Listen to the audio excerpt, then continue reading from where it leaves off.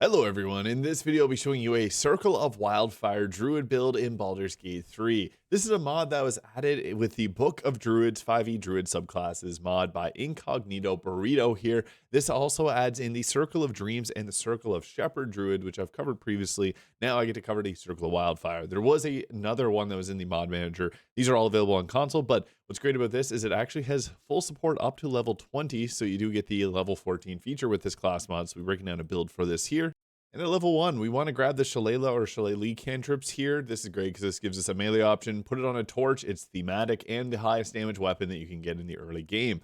Thorn Whip's nice too. If you can't reach a creature, you can pull them towards yourself. And then we're going to go with an ability score spread. You can take 17 wisdom if you got the hag's hair, but otherwise we'll go 16. And I like to have a bit of dexterity on this, so I like to put it 16 dexterity and 14 constitution. However, you can swap constitution and dexterity if you prefer.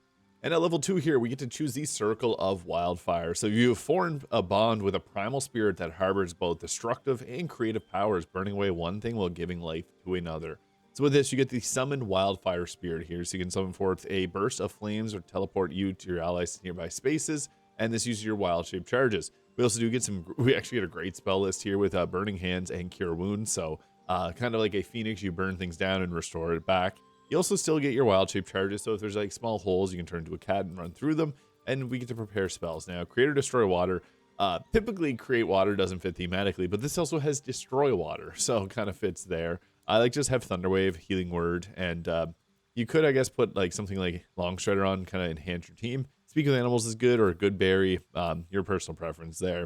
Level 3, again, continuing our amazing spells list with the Scorching Ray spell. What's good about this is you can get the Hat of Fire Acuity in the mid game, which whenever you use it, it gives you +2 Arcane Acuity for every Scorching Ray that hits. So if you upcast this, you can get maxed out +10 to your spell save DC and land your hold person. So yeah, this is a great combination. We're going to throw that on. And Flame Blade makes sense here, actually. So this gives you a burning flaming scimitar. You can actually make a permanent Flame Blade. I do have a video on how to do that. So it's actually a little bit more powerful than the one that we can create here. So I'd actually recommend doing that instead without burning through your spell slots. Spike Growth can work here, but you're going to be laying down fire, which will burn up your Spike Growth. Same thing as like Plant Growth. So just be mindful of that. So you could take that off and put on like Moonbeam, I guess. If you have Sanctuary, you can kind of Sanctuary yourself and move this around. And Heat Metal is another good choice, actually thematic, so we'll grab that. Even though it's probably not the best option here, we're still going to put it on for fire damage. At level 4, we get to take another cantrip here, and we'll take Produce Flame there. Makes sense, obviously. And then for our prepared spells, we'll add on Moonbeam. And then for our feat, I'd recommend putting up either Wisdom or taking Alert. +5 to Initiative is extremely useful. It's good to have higher Wisdom for saves. Level 5 gives us a really great choice. We do get Plant Growth, which is kind of like the life aspect of this class. And we also get the Revivify spell. And then we get access to our level 3 spells, which we can take Call Lightning. You can think of calling lightning down, breaking down a fire. Sleet Storm's great too, even though, again, not thematic. Just good to be able to upset concentrations. And at level 6, we get our Enhanced Bond. So when your Wildfire Spirit is summoned, your healing spells will heal an additional 1d8 of healing. And your fire damage will also do an additional 1d8 of fire damage, and you can cast Surging Blaze, merging with your Wildfire Spirit to cast spells from its location. You also get the Owlbear form here, which is really good because you can be actually kind of tanky here if you need it. Like if your team's struggling, you can get a bit of extra tankiness from that. Now at this point, I guess we'll throw a Spike Growth on there, even though it's like kind of difficult to use those, but it's still good to have nonetheless. Level 7 gives us our Fire Shield, great spell, but also Warden of Life. Until this spell ends, you and all allies are resistant to necrotic damage and cannot have their maximum health points reduced. And if you have teammates that are down and they start to turn near you, you can actually pick them back up, which is just great. Now we're going to take off some of our spells here because there's some good ones. I like to take Ice Storm. It doesn't fit here. We're going to be breaking the ice, but I still like to take it. And Woodland Being's good too. Wall of Fire is probably the best concentration here for the thematic purposes because Wall of Fire is actually a good crowd control spell. You can put it in certain ways and the enemy ends up taking damage. Grasping Vine is good too, but you're going to end up burning. It's difficult terrain sometimes. And there's actually the Minor Elemental Azure, which is a nice little summon that we can grab that has fire damage attack, so it fits thematically here for this class. Now at level 8, we get to take another feat. We can go with the Alert, and actually another choice to go with is the Elemental Adept. So we can take fire, so this will overcome resistances to fire damage. And whenever we deal fire damage with a spell, we cannot roll a 1. So that's good. there's a lot of times where resistances will come into play, and being able to ignore them without having to use the Arsonist oil is really great.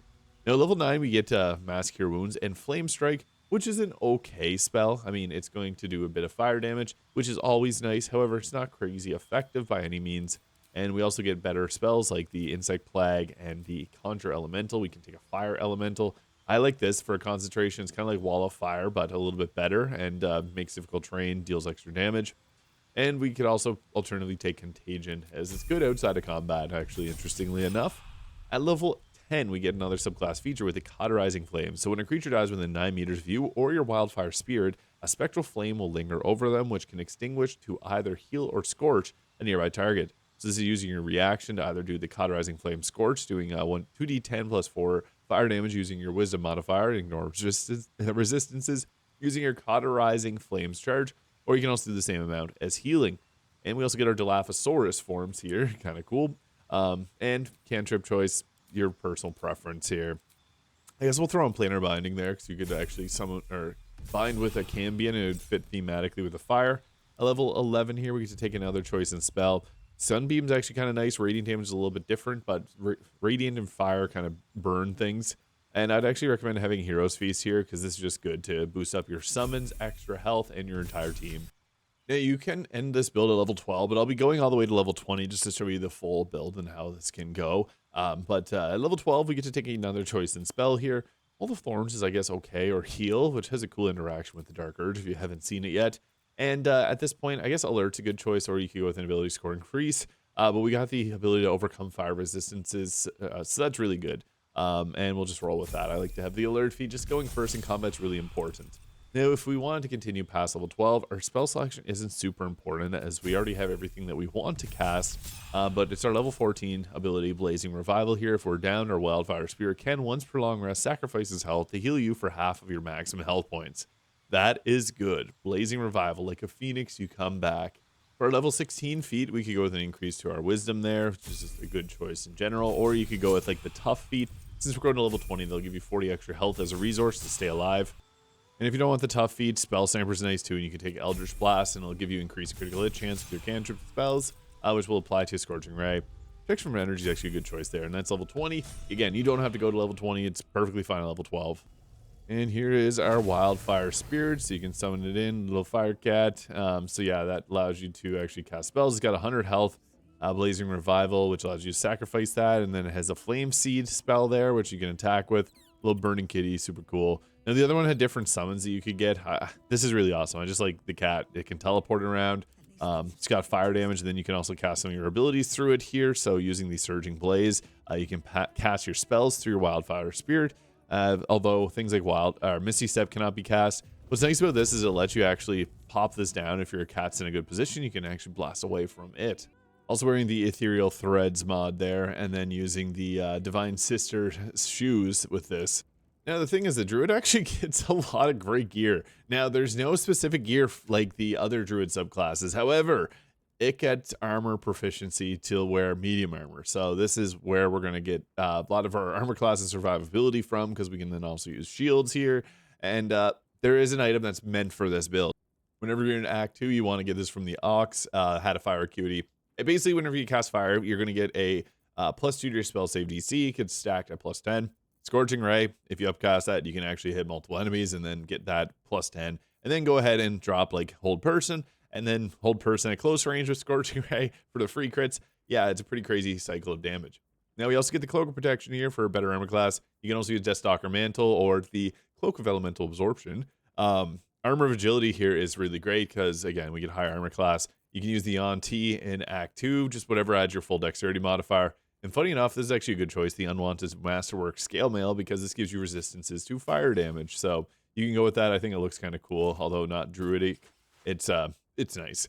Now, we also want to use a cool interaction here. Since we got multi-hit attacks, there's some gear that works really well with that. So the Coruscation Ring, whenever we deal spell damage while illuminated by a light source, we deal Radiating Orbs for 2 turns. And this is also applied from things like Scorching Ray multiple times. And then we also have the Callous Glow Ring. Whenever we deal damage, we get additional 2 points of radiant damage if the enemy is illuminated. And you can also illuminate things kind of easily with like Nirona, and there's a lot of other glowing weapons in the game. Now, with this, And the luminous gloves, whenever we deal radiant damage, the target receives 2 more turns of radiating orbs. And then they also take 2 turns of reverberation from our boots of stormy clamor, because we applied a condition, so we apply a little bit more. I also like to go with Marka Heshker here, as this will give us a bonus to our spell save DC. It also gives us the ability to make ourselves look fiery. So we're going to grab the Flames of Wrath from Kreska's favor here on Marka Heshker. Now we look like a real fire warrior. So yeah, this is almost essential. Just looks really cool having a flaming staff, a flaming cat, and yeah, you're real Wildfire Druid now. On top of that, I also like to grab good shield, Viconia's Walking Fortress, and Hellrider Longbow for that +3 to initiative. You want to go first. Although there is the Darkfire Shortbow that'll give you the resistances to fire and cold damage, which also would make perfect sense for this build. All right, so to get the fire started, we're going to actually first set up. We want to get our spell save DC up higher, so we're going to start off with Scorching Ray. However, Marka Heshker does give us a nice free concentration wall of fire. Since we went higher in levels, we actually get higher level spell slots. Kind of funny how this works since there's so many resources here. But what we're going to want to start off with here is some type of way to get our spell save DC up, which Scorching Ray is going to be great for that. And we're also going to apply Radiating Orbs on multiple enemies here, so we could upcast this. I like this, especially going after targets that are like high priority, like this one here is a spellcaster. We want to get rid of them pretty quickly. And then this one here. What's great about this is whenever we do this attack, we're going to get a huge boost to our spell save DC, apply a bunch of, we got our cauterizing wounds there. We also got 7 stacks of heat, 10 stacks of arcane acuity. So you can see there we got a 30 spell save DC and plus 28 to spell attack roll. So now nothing we do is going to likely miss. And then we can also now set up with a good crowd control option. We also then have the cauterizing flames there. I guess they already used our reaction to attack with it. So we'll drop ourselves a wall of fire over here. And we'll just create a difficult area for them, forcing them forwards. And what's great about this is it's going to apply radiating orbs on the enemies there. So yeah, that's pretty nice. If you had the luminous armor on, that'd actually be even better. I probably should equip luminous armor to put all these things together. But yeah, that's a really good turn. And we also got the heat convergence there to make extra fire damage on our attacks. Now our fire elemental is really here to just try to wall off enemies and hold them in place. Like if you can get this in a doorway, this is perfect. You can sometimes actually get really lucky with the attacks here, depending on your positioning, because that Cinder Swipe is actually very generous with its hit. So you can see here, we can sometimes get lucky, and doesn't look like we're going to have the luck today. Oh, we got all 3 of them. Perfect. So sometimes you just have to move it into his position there. You can get a little extra fire damage there. They also can teleport, which is great. Now, again, with the reason we have Wall of Fire there is it's going to make the enemy have to do something about it. So if they want to hurt us, they're going to end up having to take damage and get conditions applied. So he got Reverberation. That's the exploding sound that you heard there. We now have our Dryad out, so this can also do some nice crowd control. So you can put this right at the edge of your fire. Sometimes you can actually hit multiple enemies with this, which is great. But just be mindful that this can burn up, so you don't want to have them overlapping. This is actually very dangerous. But that's fine. This also has a pretty powerful attack with their Shillelagh, so if it gets close range, we now have our Fire Spirit here, which can do a little bit of extra chip damage for us. It can also do the Fiery Teleportation, but I just like to use the Flame Speed. This is only a 1d6 extra damage. We got 9 there. That's actually worth it. And that was good. That's exactly what we want. We now have more crowd control because the Woodwode from our from the Woodland Being, we can then use it to entangle enemies here, and they're going to be stuck here. So we now have them walled off with our summons. This is one of the biggest upsides to a druid, is they just have so many things that are going to take the heat away from your team, no pun intended. So yeah, the summons are just a really great kind of cannon fodder there to just keep your other teammates alive. And what's great is they also benefit from like Hero's Feast and aid. So if you have a cleric on your team as well, you can buff them up before you get into combat. You can also share the different staffs in the game. So like the Marka Heshker staff that we used here, you can put that on someone else first to get a free cast of the Hero's Feast or aid spells and really give your summons a ton of health. You can get like an extra 50 or 60 on some of these here. So it's worthwhile. And again, they don't do much. He's just fell on his ass, but he's just taking hits for our team. Yeah, it's good. What's great too is we do have that Surging Blaze here. So if we wanted to get ahead and start attacking some of the different enemies over here, we can actually do it and let our cat cast, since we have haste, we can let our cat deal with them. So we can pop this if we wanted to. And then Surging Blaze, we are now the incarnate of our cat. Pretty cool stuff. So then we're a big fiery spirit here with our extra fiery weapons. And then we can cast our spells as if it was coming from here. So pretty nifty little technique here. Sometimes you get really lucky with your positioning to be able to hit 3 targets. Yeah, that's what we wanted. It took out everybody there. It also would have, if it didn't take them out, would have gave them enough status debuffs to just end their they wouldn't be hitting us. But the cool thing is you can then change back into yourself, and then the cat turns back into the cat. So we're back over here. We have some targets behind this wall of fire that we want to deal with. So I guess we'll just drop a fireball over here, because when in doubt, I want to destroy the spike growth there, but that's fine.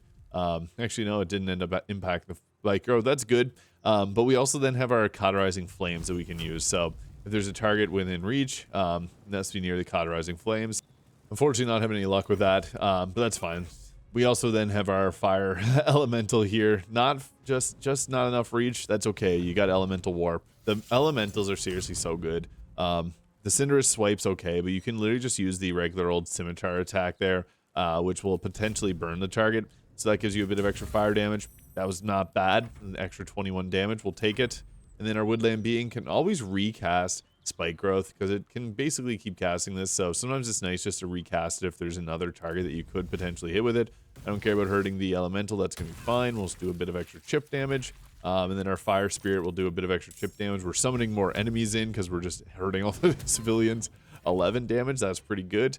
Now we got to go crowd control. Actually, there's no enemies down that way. I thought they were going to spawn there. So we'll just go and entangle this one.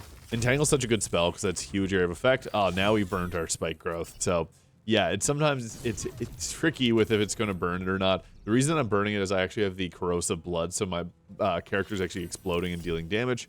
Command grovel. Thankfully, we have the Illithid ability because no counter spells, which is really tough to deal with. So I didn't have my wizard out in this fight. You want to have some way of resisting that. Oh, look at all the enemies up over there. So that's where we got to go deal with now. So yeah, we keep some of them in because fire actually hurts the civilians and summons more guards. Funny enough, typically we don't get this many enemies here. I'm going to eat that opportunity attack because I need to get in close range to be able to. I'm actually just going to drop a wall of fire again. Sometimes it's okay to break your concentration if you have a better range for it. I can't reach it there. I'm just going to drop a fireball. Actually, using my fireball, use a flame strike, which will apply radiating orbs on those enemies. So that's actually not a bad choice. That was good. That took out everyone there. Call the Weak exploded, plus the debuffs and the extra radiant damage. That was pretty good. Yeah, I got to deal with these targets here because there's actually a lot of them spawning. So any type of difficult terrain can be nice. I could actually drop down the insect plague there because that's actually going to hit multiple targets. And then sometimes you can get the extra radiant damage off. I took off a couple of them, so that was good. And I need to deal with this one, so we'll just use Mind Blast here. We're actually getting overwhelmed with enemies, and I just want them. We got more enemies rolling in. All right, so they're all spawning back here, which is fine. We normally don't have this many come out, but I'm just going to send my cannon fodder there to deal with them. Sometimes he will absorb some extra attacks. Sometimes you have to hit him with the forbidden technique of double insect plague spike growth on the ground, just throwing everything in the kitchen sink at them. And then our kitty got the fire attack too, so just again, chip damage. We need everything we got because it keeps bringing more guards in. But the great thing is, since we have so much crowd control, they are really confused on what they need to do. I guess I'll try to shoot that back there and hope. No, I got mine broken. No. We're desperate for any type of win here, getting overwhelmed, but we'll just slam away with a fire attack. Yeah, this is not ideal. They're cornered, but so are we. I need this target gone like yesterday. Please take it out, please. 12. That's what we needed. Good kitty. Burned it. Yeah, nice. This video is running long because we're getting some really bad luck here, but I'll try and take out these two here. Hopefully this will actually hit. Yeah, good. So that burned them up. 8 upper action. We lost our haste, unfortunately. And some more fires from our Myrmidon. And the Myrmidon has Hellish Rebuke too, so that can be a actually good amount of damage. 19. Oh no, command is our one weakness, and I'm going to use that backfire. And to finish off, we're going to go overkill with a bunch of Scorching Rays there, just because we need to send a message. So yeah, that's a Wildfire Druid. That was a lot of enemies. I didn't intend this video to be that long, but I guess that just shows off how good the crowd control on this one is. Let me know your thoughts in the comments. Hit the subscribe button below if you enjoyed, and I'll catch you all in the next video.